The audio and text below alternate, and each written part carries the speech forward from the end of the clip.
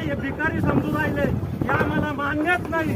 जसं नथुराम गोडसेंनी गांधीजींना गोळ्या घातल्या होत्या तसं आता ह्या कमलाबाईला गोळ्या घातल्याशिवाय आम्हाला शेतकऱ्यांनी आता कुठलाही पर्याय नाही.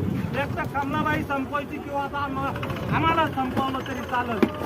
हा लिलाव आम्हाला मंजूर नाही. बिचारा कुठल्याही शेतकऱ्यानं जर खर्चच चुकू नाही राहिला आमचा.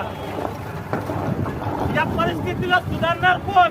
अहो या आमदारांनी पावसाळी अधिवेशनात भरमसाठ स्वतःच्या बाजार कमी व्हायचा कांदा नाही ना पण 8 तासामध्ये लाईन चेक करा ना, पूर्ण लाईन चेक करा ना. मागे गेलाय तो मागे 600-800 रुपये असा भाव चालू आहे साहेब. आमचं बियाण्याचा लागणीचा आणि खताचा खर्च नाही सुटून राहिला. म्हणजे कांदे विकायचे कशासाठी? मग घेऊ आपण तुमचा जो म्हणणं आहे तसंच झालं. काल पण तसंच गोंधळ झाला प्रत्येक ठिकाणी होतं. नाही नाही